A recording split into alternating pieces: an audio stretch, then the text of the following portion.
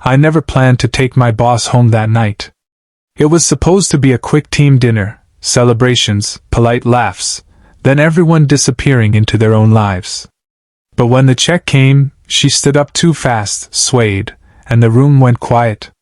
My boss, the sharp, intimidating woman who ran meetings like a battlefield, was suddenly human and unsteady.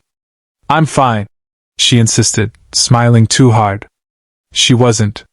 The others exchanged glances and made excuses. I couldn't leave her like that. So I took her keys, called a ride, and helped her into the back seat. She stared out the window, quiet now, the city lights sliding across her face. For the first time, I saw the exhaustion she always hid behind confidence. At her apartment, I made sure she drank water, found a blanket, and settled onto the couch. She mumbled an apology, something about pressure, expectations, never being allowed to fail.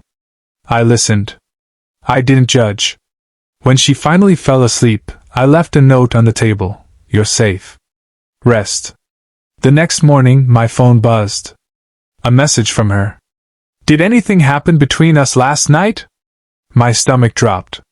I replayed every second, worried about how kindness could be misunderstood. I typed back carefully, honestly, "No. You weren't okay. I just wanted to make sure you got home safely." There was a long pause. Then another message came in, short, but heavy with meaning. "Thank you for treating me like a person."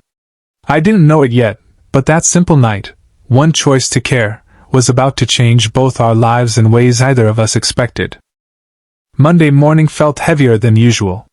As I walked into the office, my mind kept replaying her message. "Thank you for treating me like a person."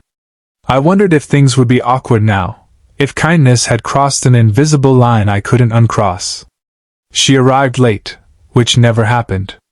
When she stepped out of her office, conversations slowly faded. Same sharp suit, same confident posture, but something was different. Softer. Tired. Human. She called me in before lunch. I took a deep breath and walked into her office, already preparing for damage control. She didn't sit behind her desk. Instead, she stood by the window, arms crossed, staring at the city below. "I remember more than I thought," she said quietly. "Not everything. But enough." My chest tightened. "You didn't take advantage," she continued. "You didn't gossip. You didn't disappear and pretend it never happened." She finally turned to face me. "You chose decency."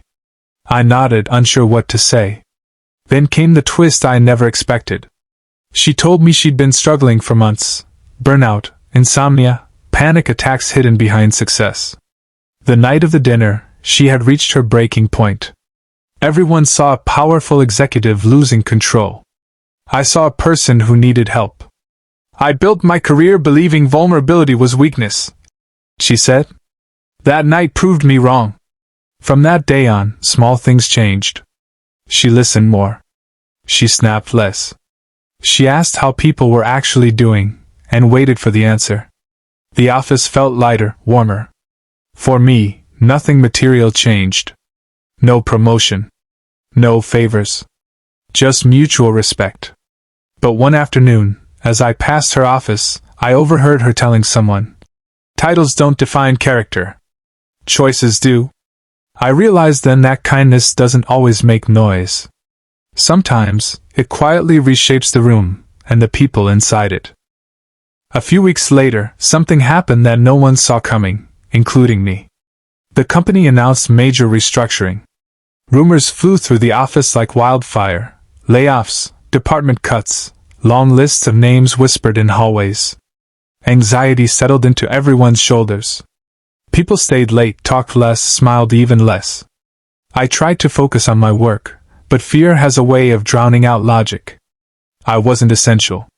I knew that. Or at least I thought I did. Late one evening, as I packed my bag, her assistant stopped by my desk. "She wants to see you." My heart sank. Inside her office, the lights were dim. She gestured for me to sit. For a moment, she said nothing, just studied a file in front of her. "Do you know why I trust you?" she finally asked. I shook my head.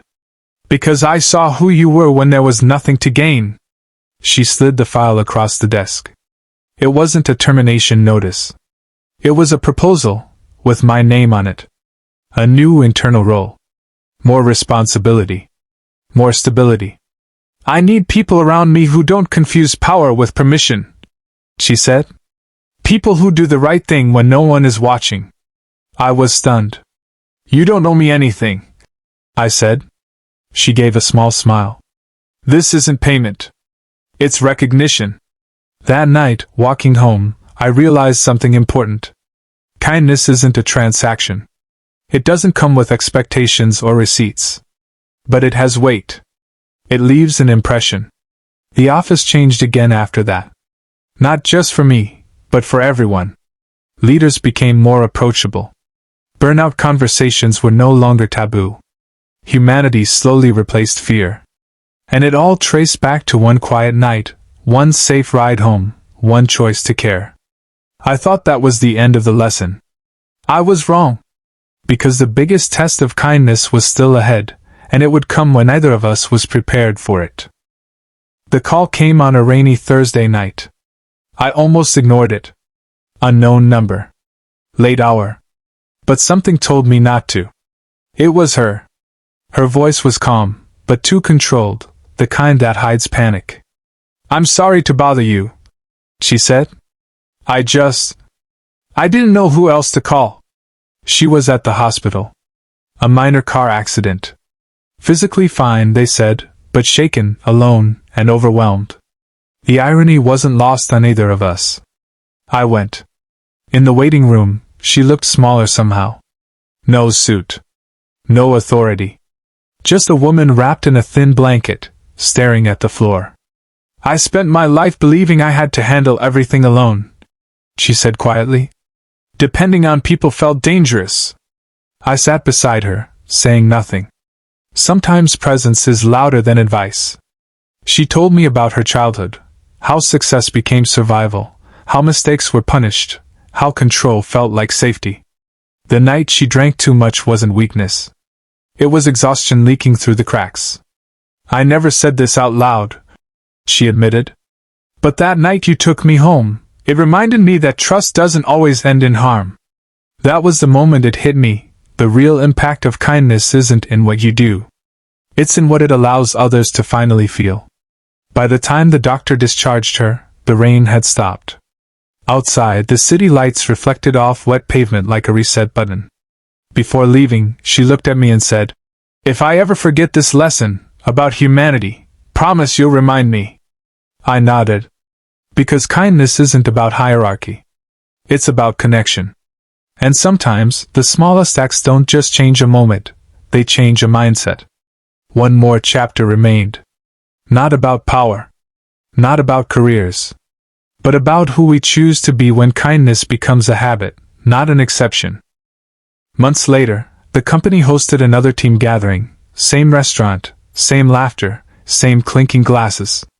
But everything felt different. This time, she left early. Clear-headed. Smiling. Before she walked out, she stopped by my table and said, loud enough for a few people to hear, Take care of each other tonight. It wasn't an order. It was a reminder. Over time, her leadership transformed the culture. Mental health days became normal. People spoke up without fear. Success was still celebrated, but not at the cost of humanity. And quietly, without announcements or credit, she mentored young employees who reminded her of herself before burnout hardened her edges. One afternoon, long after work hours, she handed me a small envelope. Inside was a handwritten note. That night, you didn't just take me home. You brought me back to myself. I hope you never doubt the power of who you are. I folded the note carefully. No promotion could have meant more. Looking back, I understand something now. Kindness isn't heroic. It doesn't require grand gestures or perfect timing. It's choosing respect when it would be easier to walk away. It's protecting someone's dignity when they can't protect it themselves. That night, nothing happened between us. But something changed. Two people learned that compassion isn't weakness. It's courage. And when shared, it has a way of echoing, through offices, through lives, through moments we may never fully see. So if you ever wonder whether a small act matters, whether decency is noticed, remember this. Someone out there may be quietly rebuilding their faith in humanity because you chose to care. And that is everything.